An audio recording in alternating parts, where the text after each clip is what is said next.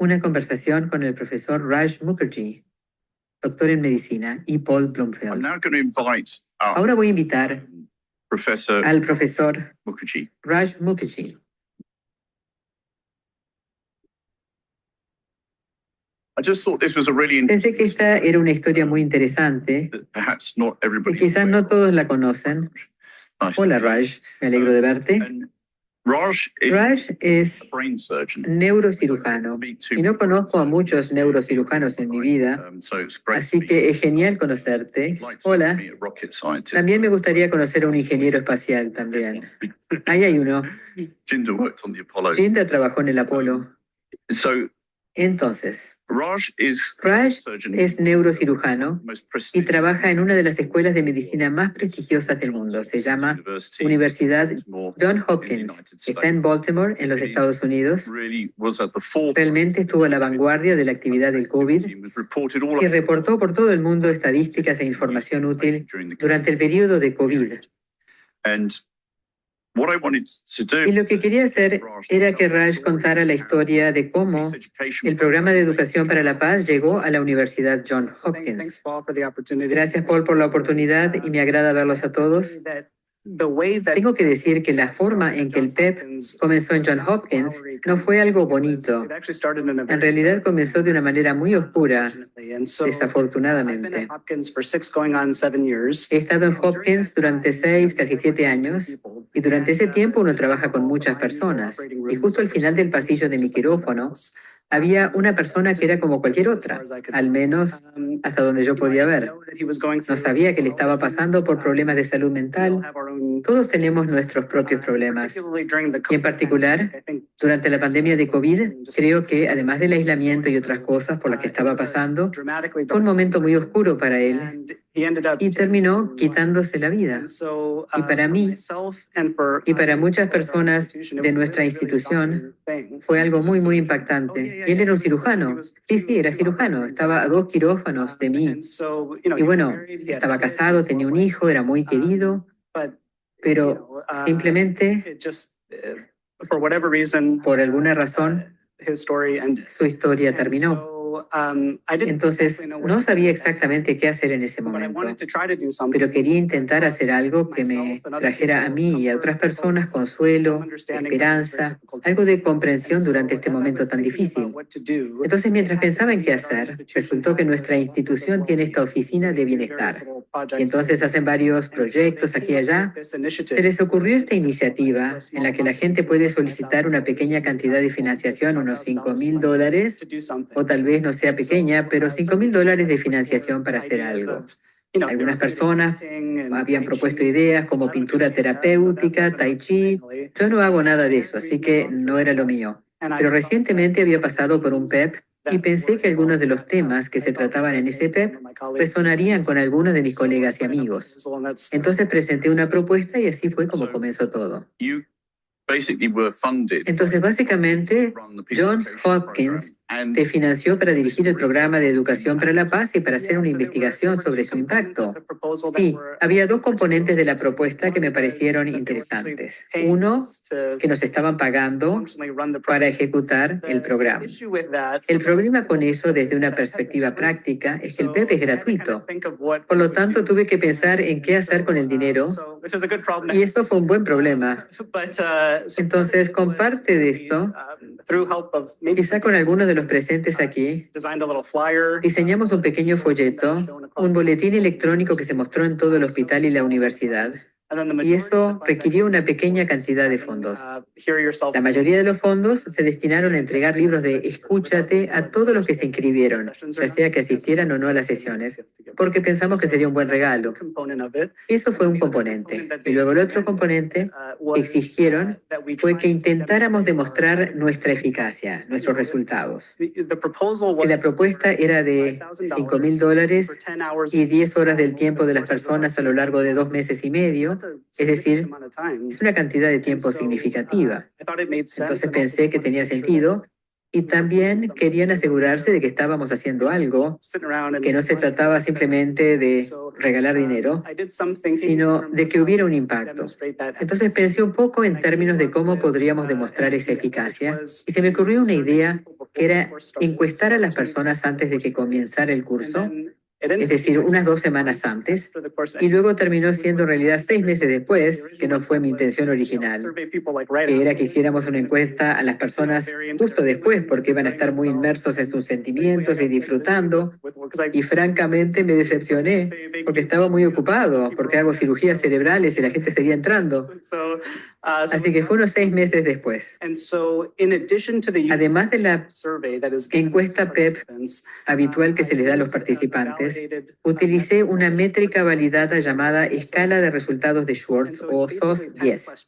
Y son básicamente 10 preguntas que están ordenadas de 0 a 6. Y tu rango de puntuación entonces va del 0 al 60 en total. Si tienes 60 de 60, aparentemente significa que eres una persona extraordinariamente feliz. Y si tienes 0, que Dios te ayude. Necesitas ayuda. Sí, tu bienestar podría mejorar un poco. Además de eso, sin entrar en demasiados detalles, hubo 2 razones por las que era una métrica interesante.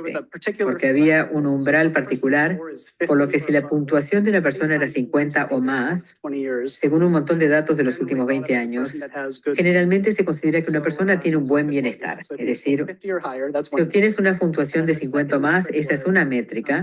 Y luego la segunda métrica es si la puntuación de alguien cambiaba en 8 o más puntos con el tiempo, entonces esto se asociaba con un mejor bienestar, ya sea si la persona hacía psicoterapia o tai chi o lo que fuera la intervención.